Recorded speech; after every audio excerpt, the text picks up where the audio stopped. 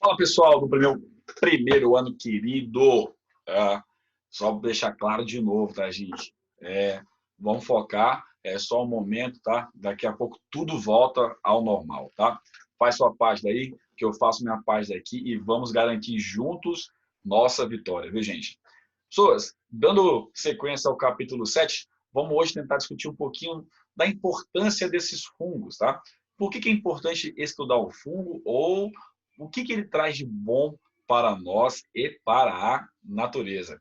Então, vou colocar nosso slide de novo para a gente dar sequência a esse estudo dos nossos funguinhos, tá? Então, a gente parou na aula passada e tem uma noção de que era a reprodução. Pedi para você focar na reprodução assexuada, tá?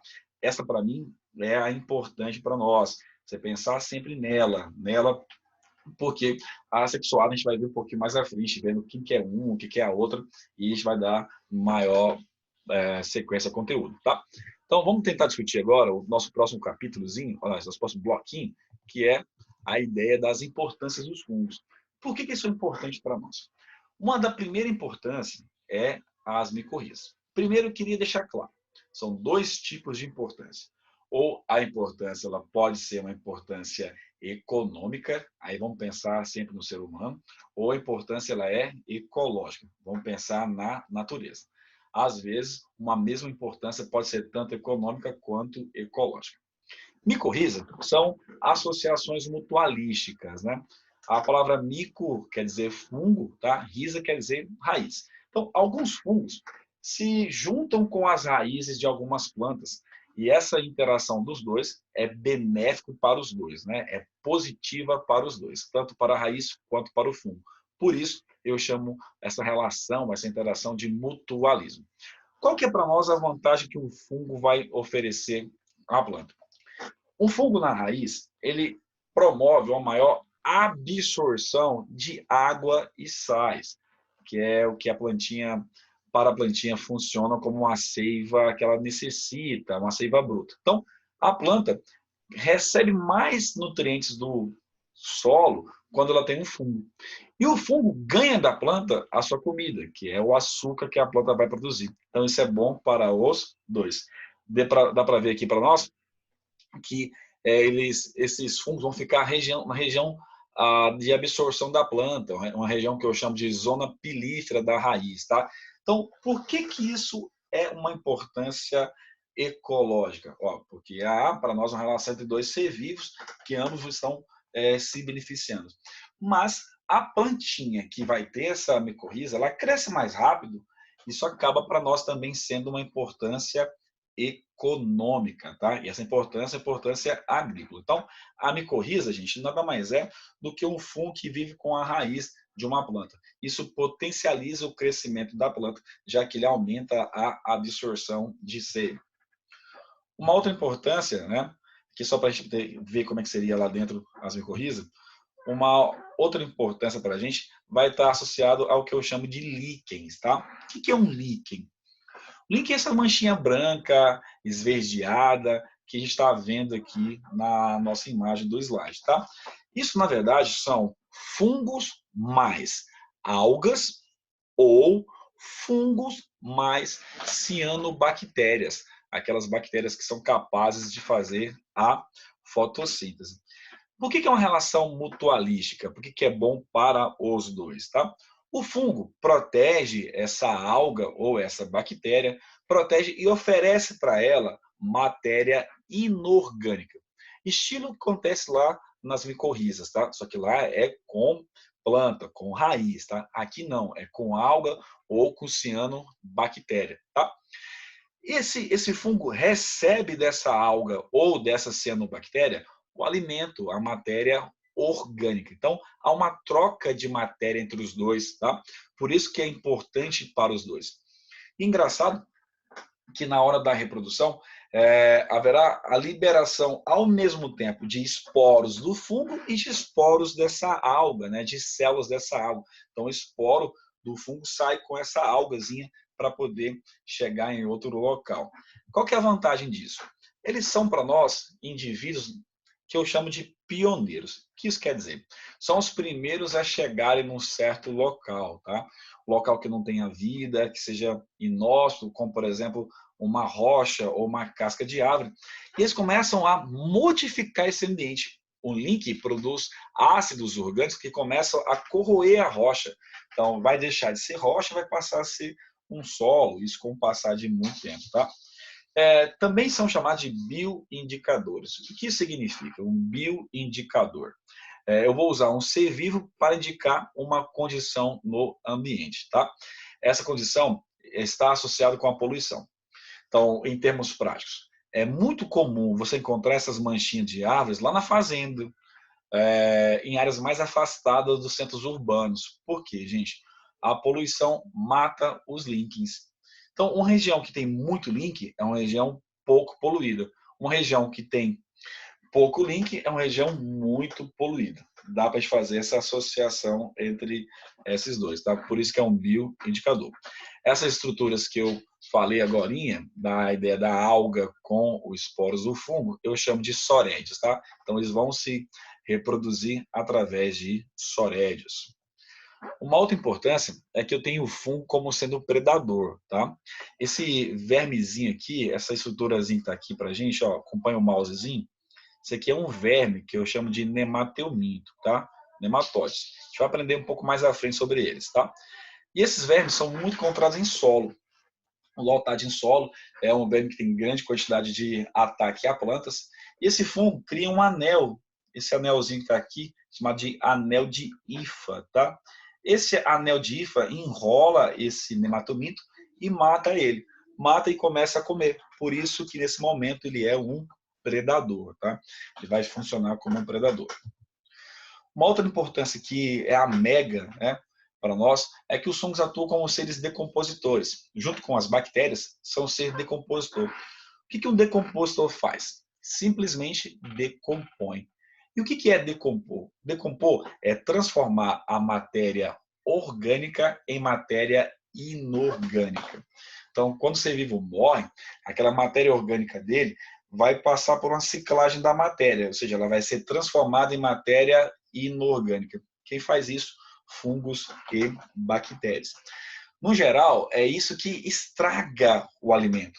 Então, um alimento que ficou fora da geladeira, ele vai estragar, ele vai apodrecer. Esse estragar e esse apodrecer, para nós, é uma ação de decompositores, como fungos, tá? Assim como as bactérias, os fungos fazem isso para a gente. É importante porque ele promove a ciclagem da matéria orgânica. Então, uma planta, para poder produzir matéria orgânica, tem que ter a inorgânica. E quem vai fornecer a inorgânica? O ser vivo decompositor. Uma outra importância que a gente tem, que são fitopatogênios, né? Ou patógenos. O que isso quer dizer? Eles causam doença em planta. Doenças são variadas doenças em planta. Doença do centeio, do trigo, do milho, da uva, da maçã. Uma mega importante para nós lembrarmos é a doença chamada de vassoura de bruxa, que ataca os cacauzeiros, né? O cacau. Cacau, para quem não lembra, é o produtor de chocolate. Então, existe até uma estimativa, chorem, chorem, chorem, tá? Tem um fungo hoje que está atacando o cacau lá na África, tá? A África é o maior produtor de cacau do mundo hoje. Esse fungo até então não tem nenhum remédio contra ele, nada que o ser humano produziu está atuando para barrar esse fungo. Então, há uma estimativa que se esse fungo espalhar para o mundo, tá? Nos próximos 40 a 60 anos não haverá mais cacau, ou seja, não haverá mais chocolate. Façam agora o estoque gigantesco de chocolate e deem a metade, porque eu que te contei isso, tá? Brincadeiras à parte, hoje nós já temos cacau, temos chocolate de outras plantas, como por exemplo o cupuaçu, que é uma forma do brasileiro que criou para fazer um cacau alternativo, tá? Mas é muito provável que daqui para frente haverá para nós a solução quanto a esse fungo. Esse fungo, ou esses fungos, né, também estão atacando plantação de banana. Isso é importante, porque a banana ela se reproduz de maneira assexuada. O que isso quer dizer? Ela não tem variabilidade, né? Então, se um fungo atacar um tipo de banana, é muito provável que ele ataque os demais tipos, tá? Lá nos anos 40, houve para nós quase que a extinção total tal das bananinhas. Quase que extinguiu tudo, tá? O mal do Panamá, foi o nome dado a esse fungo, ficou conhecido como mal do Panamá. Começou no Panamá e espalhou. Tá? A gente teve apenas uma bananinha que foi resistente a isso, gente. A banana de antigamente não era igual a essa nossa agora. Se tiver um vozinho ou um bisa aí que tem a lembrança dessa época, lá nos anos 40, a bananinha era diferente, ela era um pouco maior, ela era mais macenta do que a nossa banana hoje, tá? Então, os fungos acabaram com as bananas. Sobrou apenas uma, que foi a banana da ponta nanica, né, que a gente chama de nanica. Então, o Brasil foi um dos locais do mundo que conseguiu ter essa variedade de banana que barrou esse mal do Panamá. Aí, lá para cá, a gente foi produzindo outros tipos de banana, como hoje tem a da terra, tem a prata, tem a maçã, por aí vai. Esse fungo, chamado de mal do Panamá, ele voltou a atacar, tá? Ele voltou a atacar e há para nós um medo que se espalhe, porque se espalhar, hoje também não temos nada que combata esse fungo. Então, se ele espalhar, vamos passar por um processo de seleção darwiniana de novo, tá? E podemos também ficar sem as bananinhas.